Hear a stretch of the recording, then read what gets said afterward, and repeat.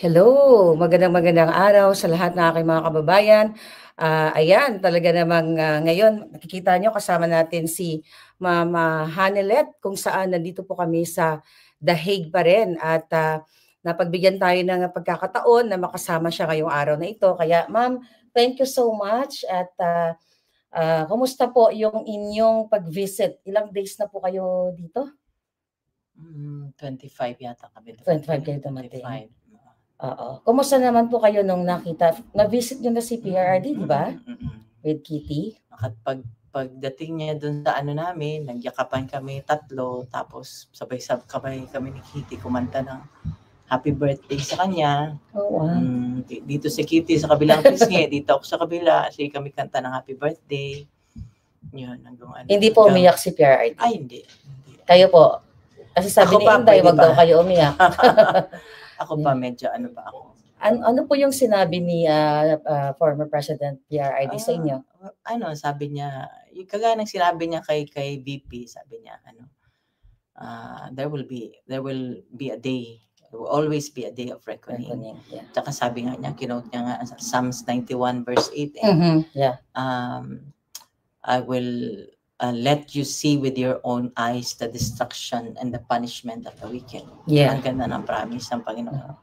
So very positive po si PRRD. Ano yung parang pinaka-importanting mensahe niya sa inyo nung time na nag-visit kayo sa kanya? Nung kinwentuhan ko kasi siya kung ano nangyayari sa labas, sabi ko, ikaw na ayaw mong ipaalam, ayaw mong magpa-istorbo tuwing birthday mo, natutulog ka lang. Ngayon buong mundo ang nagse-celebrate ng birthday.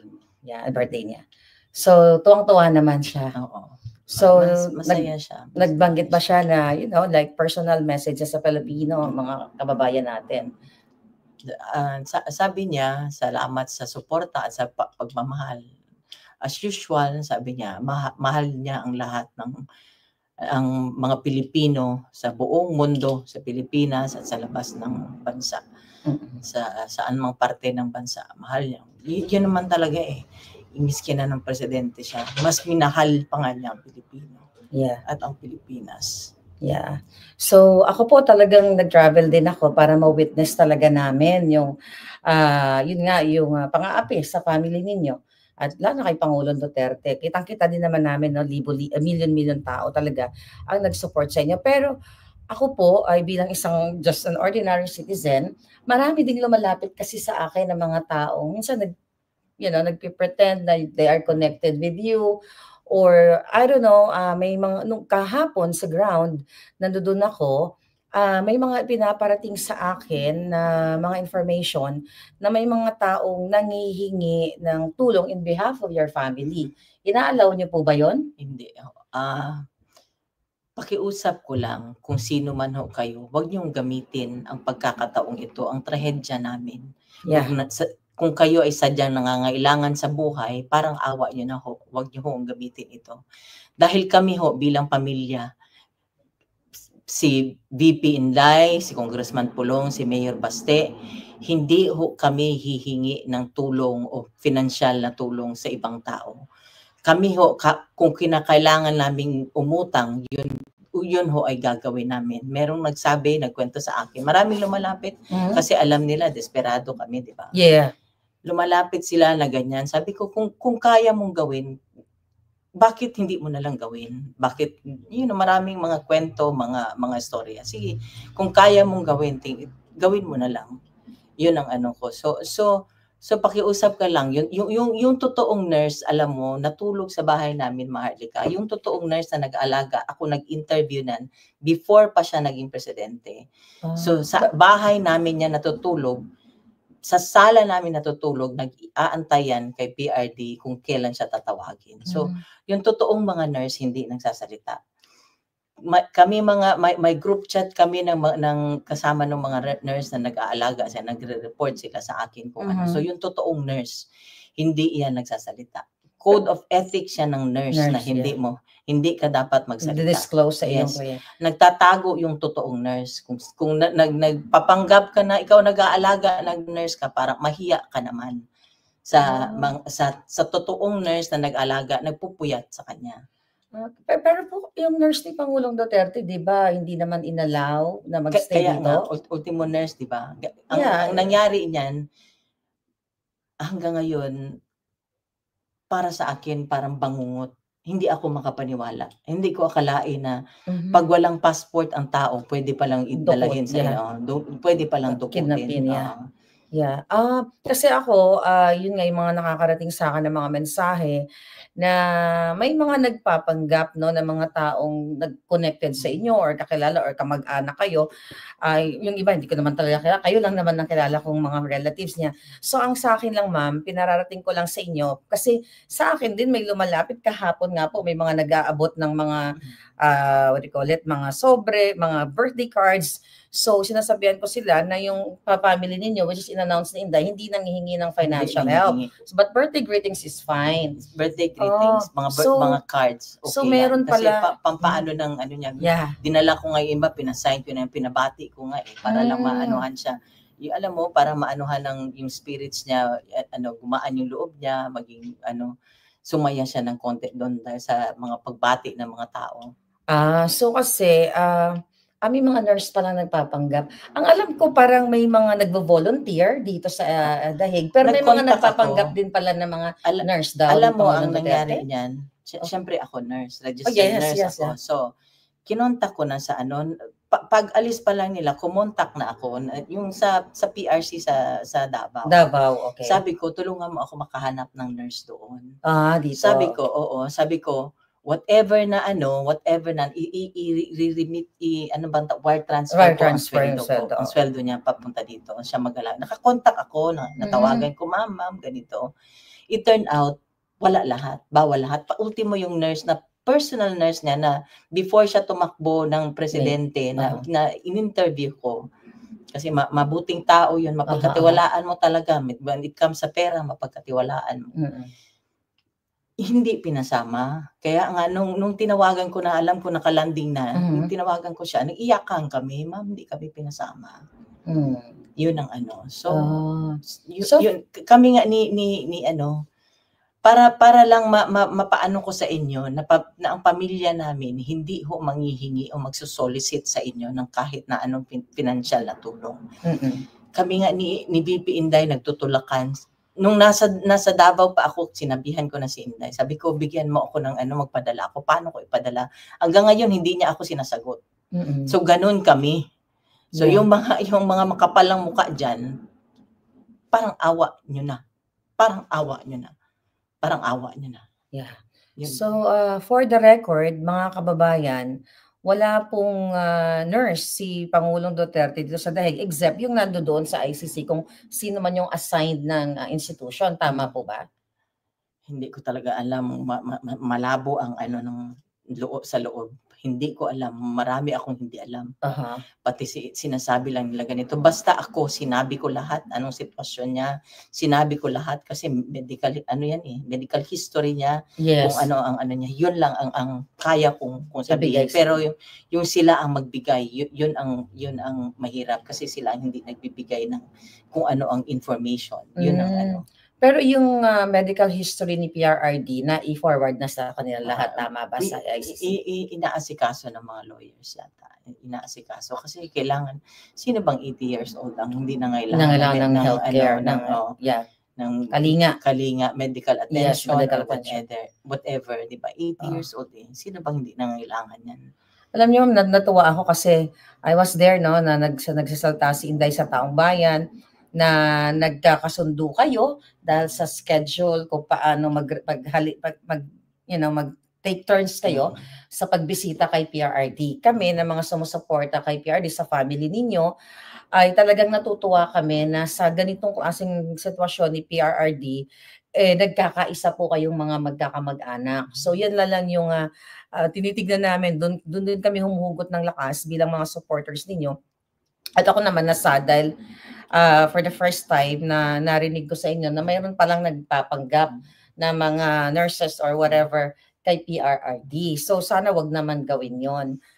And alam ba ni PRRD po yun, yung mga ganong issue? Hindi niya na alam yun. Wag na natin sabihin. Hindi ko na I tried, hindi ko na sinabi sa kanya anong situation after na umalis siya. Kasi talagang harassment.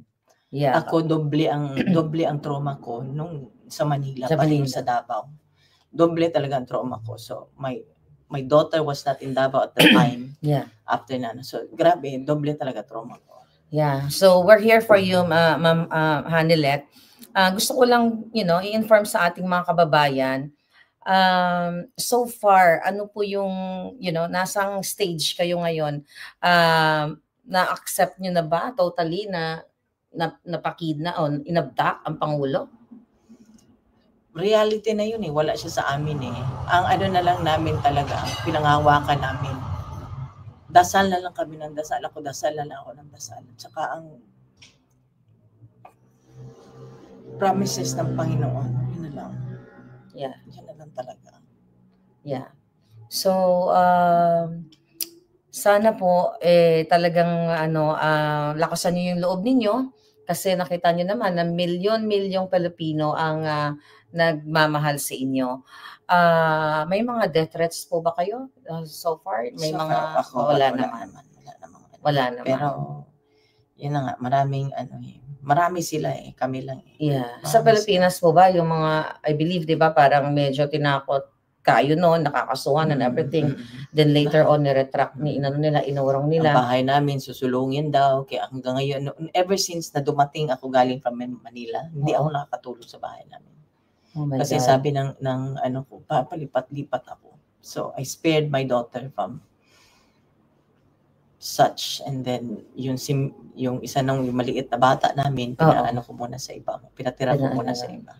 So talagang nagdulot ng traumatic experience yung nangyari sa inyo. So paano niyo po nilalabanan yung ganitong klaseng feelings, emotion na may takot syempre at yung mga pagigipit na ginawa talaga not only sa inyo lalo na kay PRRD na witness niyo po talaga, ma'am.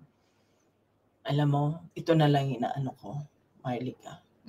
Tao lang sila, may Diyos kami. Yeah. May Diyos kami. Yeah, tao lang sila, may Diyos tayo na nagbabantay at maghusga sa kung ano man ang sabi nga ni PRD, this is only temporary. Yeah. So I hope talagang mapauwi na natin si PRRD. So yung mga lawyers naman ginagawa naman nila yung dapat nilang gawin. And very positive po ba si PRRD nung time na nanonood kayo sa loob? Sobra. Mas siya. Hindi mo basta-basta Nagjo-joke pa rin siya, ma'am? Nakasmile pa rin siya. Nakasmile pa rin siya. Kasi pa rin niya yung kasi may mga guards doon. So, all my friends. Mga friends niya yung mga guard, talagang parang yung pagiging ni Pangulong Duterte palabiro, na-apply niya doon sa mga guard na. Saka mas siya nung nakita mo nung during the time doon sa Villamor. Yeah. Hindi pa ni Kitty ang emotional. Siya kung kausapin niya yung mga hindi niyo ako kalaban, Adre. Oo, narinig niya po na. Hindi niyo ako kalaban.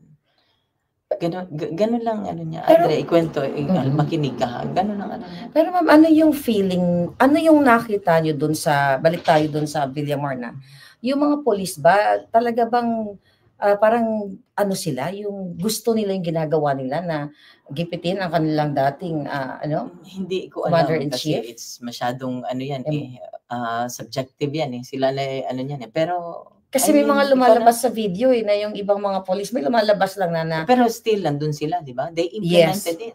Yeah. Tumulong sila. They're part of the they're accomplices sila ng pagginap niya. Pero yun nga, which is grabe po talaga yung pagigipit sa atin lahat tayo kasi ako ginigipit din ako. Pero mas dito na pag-uusapan na international na nakikita talaga yung pagigipit kay Pangulong Duterte. At nakita din yung impact sa buong mundo kung paano siya pinrotektahan. So, panghuli na lang po, ano yung gusto nyong ibuhos na mensahe sa ating mga kababayan, yung mga gumagamit sa pangalan ninyo, yung mga nagsusolicit, yung mga sumusuporta? May nakausap na akong isa, kasi ako, Marlica, prangka ako I can tell sabi po. sabi ko, pinandilatan ko nga ng mata eh, kung I mean, kung mayroon kayong magagawa, bakit hindi niyo na lang gawain? 'Di ba? Sige, kung meron kayong magagawa, sabi ko nga, sa abot ng aking makakaya, sige. Kasi lahat naman may ano eh, kailangan may kabayaran, 'di ba? May monetary ano. Sabi ko, sa abot ng aking makakaya, kung kailangan ko umutang, 'di ba? Yeah. So, yun ang ano ko, na sana wag silang tumigil. Dasal at suporta, wag niyong tigilan kasi nakita niyo naman ang ginawa niya para sa Pilipinas at para sa Pilipino. Yeah. So, kung sa Binisaya pa kasi mas mabigat hangyo ko o nakikiusap ako, para niyo na hong awa. Tulungan niyo po kami sa dasal, sa lahat po kung ano pong pwede nating gawin na maibalik ko siya sa amin. Wala na ho siyang gusto nga sa buhay. Gusto na at 80, gusto na lang niyang mamahinga. Yeah. Gusto na lang niyang mamahinga. Doon po sa lahat ng family ninyo na sumusuporta sa inyo at yung mga nagpapanggap na family. Doon lang ako sa message ko lang sa family lang kasi family lang. Sa family na lang na sabi ko nandiyan kami, nagtutulungan kami, may group chat sila Kitty at mga kapatid niya. Pagka kami lang talaga, wala kaming kung may narinig ako na may isa sa kapatid ng anak ko medyo naanuhan ng loob. Sabi ko naki-encourage mo na. Sabi ko kailangan matatag tayo ngayon. Lahat. Umiyak man tayo, kailangan natin lumaban. Kailangan natin siya ipaglaban. Pero nakakabilib po si Kitty talagang yung tapang niya nakita namin Kasi ako nakikita ko lang si Kitty sa mga reels, she's young and sweet. Pero nung nakita namin kung paano inabdak ang Pangulo, kung paano kayo ginipit doon, nagpakita siya talaga ng kanyang pagiging firm, matapang na bata at young age at may paninindigan. So as a mother, paano niyo po ba, brief and concise lang, sa amin, si Kitty, i-describe?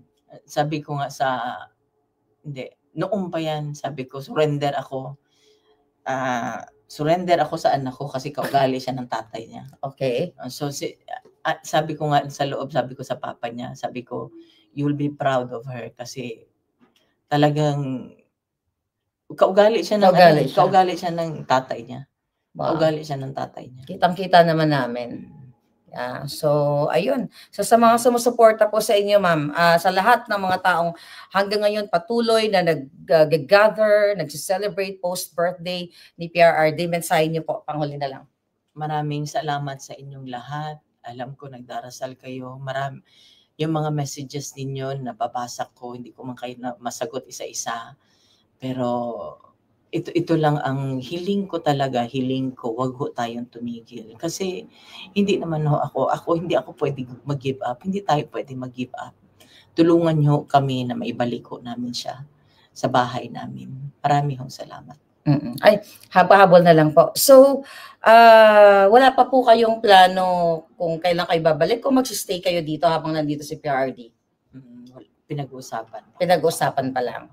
Ayun. So, thank you so much mga kababayan. Kasama natin si Ma'am Hanalet ngayong araw na ito. Sana po isapuso natin yung kanyang mga panawagan na hindi po nangihingi ng monetary ang ating Pangulong Duterte at ang kanilang pamilya. Kung mag-send man po kayo ng mga birthday greetings, birthday cards, letters, okay po yun. So malinaw po tayo, mag-ingat po tayo sa mga lumalapit sa inyo na nagpapakilala na ganito ako, kamag-anak ako, or ganyan.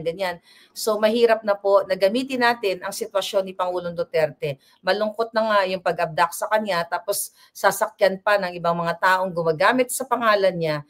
Hindi po tama yon. At ayaw ni PRRD na ganun. Kung talagang totoong love niyo ang PRRD dahil sa kanyang mga ginawa sa bayan natin, wag po natin siyang gamitin. So maraming salamat, Ma'am Hanalet, sa inyong pagbigay ng kahit busy kayo.